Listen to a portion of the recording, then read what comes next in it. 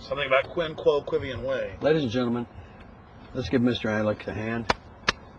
Oh, he knows I can't do the 10th one. I can't do all 10. No. You can do it, but what this has displayed, what you gave a display of is your energy, is not to be held back. And it's as if you're sprinting a quarter of a mile so fast you outran your purpose. There's no pressure, there's no diamonds. When you stay in the logic of going slow and taking your time and really thinking and stopping and associating words with colors or images you have in your mind, then your memory stays fast, and your memory is you. That's when you become your memory, and that's when all things within you are solid. Well, in a way that's concerning the past, the now, and the future. You must remember the past is history, the future is a mystery, and now is a gift because it's called the present. Well, that's, I mean, in a way what I was saying earlier is that I have a great memory for things I love or things that I think are important. And so what would you say to that? But then things I'd say the most important thing you love and important to you is you. That's the secret to fulfilling your destiny through the evolution of your spirit of truth, your spirit of freedom, and your spirit of spirit. So we're mean to other people because we really hate ourselves, but if we love ourselves, we won't be mean to other people? Well, it says enemies. You must learn to love your enemies. Because in the truth of it all, enemies are friends in reverse. And they show us things about ourselves we need to change. And that's why they're here. Ladies and gentlemen, we're talking to Gary Busey, and I talked to Gary about a year ago and about 6 months ago, and he has, well, he's an investigator of a lot of different things. He's been looking into world government and the New World Order and into the different facets of it. Gary? Sir. World history, tyranny, tyrants. How do we deal with the general public not even being aware of the fact that power corrupts and absolute power corrupts absolutely? I mean, people before us, our founding fathers knew you got to restrict government, you got to restrict control over our lives because bad men will get control of those mechanisms. The government's just a tool, but you don't want to build the tool, the device that can enslave and destroy. Do you have any comments to that? Yeah, through history, through the beginning of time, we've been learning that power is the ultimate achievement. No matter how the power comes, no matter how you use it. If you're in power, no matter how it is, negative, positive, indifferent, stoic, nothing. But if you feel you have power, and whatever way you use that feeling to give you the power you have, whether it be tyranny, wars, I mean, the greatest oxymoron of them all is holy war, which is not in God's plan. The poor people of the Middle East, the Islams and the Muslims, and the Arabs and the Taliban, the Afghanistans, the Pakistanis, Iraq, Iran, Syria, Turkey, Israel, the Palestinians, they all have a purpose on this earth, but they're not using the purpose God gave them to use. They're using the fear that they have by not using God's purpose. And the best way to stop wars is to have women fight naked. Because if women fight naked and the men stand aside, the women will end up having a Tupperware party and the war will be over. Well, then we won't have much war because they're starting to put the women into the military. Even if they have found about half the women that went to Iraq. Take their clothes off, have them fight naked, and watch what happens. The men will be coming to watch them fight naked. And it'll be a joy. Everybody will be happy. Everybody will win. Everybody is a winner. Not the powerful people. They're not the winners. They're the users. They're the ones who betray. Power is a gift we have to utilize within ourselves for others in the best way possible. The paradigm of power is the highest standard of power, and that simply is giving. Well, Gary, I mean, certainly throughout history there's different types of power, and there's powerful people that are powerful because they do good things and they do it for the right reasons. Why is it, though, really dark, evil, wicked people who are sadistic and enjoy doing bad things to populations, enjoy mutating populations spiritually, physically, financially, why do those type of individuals normally get into power, and then once they have power, no one's challenging them, they increase the murder, the slaughter? How do we stop? Well, number one, why do we see that happen, or do you agree? And then number two, how do we stop that? A lot of the people who are under the power of the tyrants are like sheep. They know nothing else. They have no role models. This is from generation to generation to generation, and they come with generational curses, and they come from the spirits of evil. And there's 14 of them that are listed in the Bible. And when you have these spirits of evil working with you, within you, around you, and you have the spirits of evil working in the leaders and in the politicians and in the generals, working with them, you have nothing but evil. Nothing but evil. And the most endangered species is dedicated leaders. I mean, good leaders. I mean, dedicated leaders in the right way, in the good way. That, folks, that is incredibly, the old 60s word, heavy. I totally agree from my study of the New World Order. That's exactly what's happened. And they're so evil that it's so generational. They're so compartmentalized at the top of the pyramid that they don't even know it. This is what they are. They're a beast just rending people. Yeah, and the people are allowing it to happen because they know nothing else. Can you speak more to that? That was, I mean, that was key. What you just said really was advanced. I mean, it helped me see a lot. Can you tell folks, I mean, more on that line of what you were saying? Well, what I was saying earlier was to understand the freedom you have of being who you are, and your family, your loved ones, and your professional workplace, and the faith you have. And the word faith, F-A-I-T-H, that stands for fantastic adventures in trusting Him. Him is God as you perceive it. But God is not evil. God is not destructive. God is not a tyrant. God is not a barbarian. God is all-knowing. God all is. God is all. And it's the most powerful thing we have working for us. And to get out of the way of people guiding you into a place called a box canyon or a corral without a gate or a fence, you're trapped. You're in a self-imposed prison of yourself and what you live in. And if you're not feeling right about something, or you have questions about something, write your congressman, write your senator, write President Bush, and be a voice, because we the people are the people of our government. And Thomas Jefferson, 29 years old, wrote that down on a piece of parchment. That's our Declaration of Independence. And there's so many there's a lot of negativity going on in our government. There's a lot of negativity going on in our neighborhood. And one thing we must learn to do is never compete with the energy of the neighborhood. Our body, our self, is our first neighborhood. Our second neighborhood is our family. Our third neighborhood is the house we live in. Our fourth neighborhood is the neighborhood, the houses around you. Fifth neighborhood, the city. Sixth neighborhood, the state. Seventh neighborhood, the country. And the eighth neighborhood is the world. Infinity. Never compete with the energy of those neighborhoods. Learn how to fit into it in your way of truth. And understand that the one way to be safe and to be in a place of nurturement is being true to yourself, without the advice from others on how to handle and be more powerful over others. Because that's what planet Earth is about. We're here to learn truth. We're here to learn unconditional love.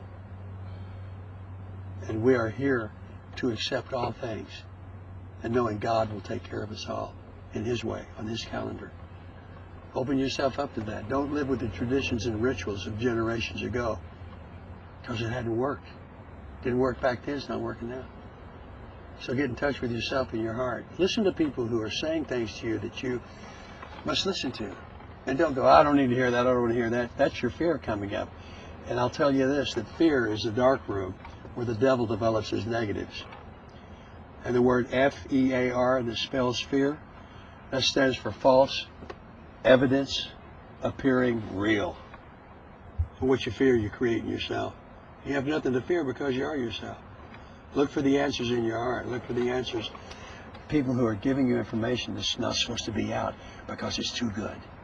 Want everything kept in a controlled state. That's not the way we are to live here. We're supposed to live. We are required to live in the truth of ourselves. It's called finding the freedom of your me. I found the freedom of my me. You can too, just by paying attention. Unbelievable. Gary? Yes, sir. Captain, sir. Folks, that is just amazing information. And Gary, to ask you another question along that line, how do we get the people to do unto others as you would have them do unto you? Because it's true, if we were all better people, if we were all more involved trying to be powerful with our community instead of being powerful over a community, how do we do that? How do you tips for people out there, because you've definitely gone deep into this, a deep diver into this, advice for folks out there? Well, the golden rule is the biggest rule of all. Do unto others as you would have others do unto you. And it starts with you doing that to yourself. Be kind to yourself. Don't be mean to yourself. Don't be a codependent. Don't be a rescuer. Because a lot of the things, a lot of the energy that you bring with you comes from the energy of a displaced past and an unpurposeful future. The golden rule starts with you. You yourself. Do it to yourself as you would do to others. Do unto others as you would have others do unto yourself. See, it's all saying the same thing. All this information I just gave you comes right down to one thing that Alex just put up in front of you. This is a sail on your boat of life. The unconditional love. The golden rule is your sail. The ocean is a spirit. The ocean is your imagination. The ocean is your power. The ocean is your emotion. The sail on the boat is the golden rule. The wind that catches the sail and pushes the boat into a lovely sunset of tropical design with a double rainbow, that wind is your spirit. So when you're kind to yourself, you'll be kind to others. And believe you me, I've been through it. Because I was hell to be with and hell to be around for a long time. But you must go through those things to see that there is an outcome for it. That's another reason we're on earth. To go through life and use life as life is given to you. And life is given to you as a blessing. And you can turn your blessings into blessings for others by utilizing the golden rule for yourself first and for others. And know that God is always with you. He's always there. What happens to people when they go down to the bottom of the barrel and go below the bottom, land of the bottom feeder, go to God? Happens every time. Happened to me. That's what happened to Paul. He was the big... Yeah. I've been compared to Paul. I mean, just the way I live my life, the way I've, taken it on. I mean, Paul was a great military... everybody can be compared to Paul. But the source of my energy... Like I was told when I got out of the hospital 2 months early after my death from brain surgery that I was born with the energy of 10 men who have normal jobs. Knowing that, I went into therapy learning how to balance my internal energy with my environment. When you get along with yourself, there's no way you'll be competing with the energy of the neighborhood. And there's 8 neighborhoods you live in. Isn't this great? Yeah. Isn't this great? Awesome. Folks, I mean, Gary Busey is... Isn't this great? I didn't know these guys were coming over. I had no idea. I even changed shirts. No, I'm kidding. Yeah, I did change shirts. Honesty. Honesty is your ticket to heaven. Amazing. Wow. And that heaven I'm talking about is the heaven you hold in your heart. The heaven you hold internally. It's great to be alive! Celebrate it! Celebrate life every day. And when a loved one passes over to the other side, celebrate that person's life. Funerals are for the living. They wear black, they gnash their teeth, they wail and they moan. That's the living. That's the people who are still living. That's their emotions. Celebrate with the happiness of life when that person crosses over, because that person's in a better place. And when you wail and gnash your teeth and moan, you're holding them back. Gary, would you like to tell folks what it was like when you got what you saw on the other side? Because I know Colonel Craig Roberts, who we've interviewed, has told very similar stories to what Gary's talked about. I choose to save that for another time. Sure. Right now, this giving anointment that I've had is over for right now. But I'll be back and tell that story. I have much more to tell you. You'll be hearing more of me if Alex permits that. Oh, wow. All right. But thanks a lot, Kevin. That was a talking here in Malibu. Outside L.A. to, Gary Busey, been in over 100 films. 107. 107, and how many incredible awards that just... Doesn't matter. The awards don't matter. The notches on the gun butt doesn't matter. What matters is right now. N-O-W, and the word now stands for no other way. Now. All right, folks. That's Gary Busey, and God bless. Take care. Think for yourself. Wow. That was great, man. God almighty. This whole thing was planned by God. You know that, don't you? Well, let me tell you, You got Gary, your camera out there. that was some- You're in a boat. You're in a boat. You choose the color of the boat. The boat's on the ocean.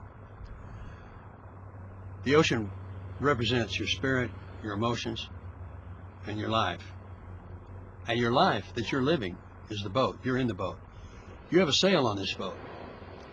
And the sail, let's call the sail the golden rule. Do unto others as you would have others do unto you. But it starts with doing to yourself how you would do to others and how others would do to you. It starts with yourself. The sail is a golden rule, do unto others. You have an anchor that you don't know you have. It's an invisible anchor. It goes down, it's sunk in the ocean floor. The wind comes, the boat doesn't move. You don't have an engine on the boat, you don't have any paddles, so you're not going anywhere. The wind in this aspect represents the spirit. That invisible anchor, when you do the golden rule, and when you're kind to yourself, when you're kind to others, and when you believe in the truth of who you are, and you're not being mean to yourself or others, that invisible anchor will slowly break away. And that invisible anchor represents the people you are listening to who are controlling you, the government that might be controlling you, the senators or congressmen that might have you down in a special place that doesn't give you the complete freedom the Declaration of Independence allows us to have. I'm not pointing my fingers at anyone. I'm just talking about the world around us. And with that invisible anchor, when you see it, that's when you'll be seeing the truth of what is around you. And you simply let it go. The next gust of wind, which is a big spirit of your enterprise of life, will come, catch the sail, and you will sail into a beautiful tropical sunset with a double rainbow, a smell and a climate you've never had before. So the invisible anchors you have around you, don't let them be invisible anymore. Look for them, see them. It's just as simple as seeing what's holding you back. And you might think it's other things and other people, but the bottom line is that it's you holding yourself back. The invisible anchor needs to be released for your boat to go forward, sailing in the wind of the Spirit. Yeah, that's good. Remember that. If you didn't remember it, call Alex. He'll get you a copy today. Adios.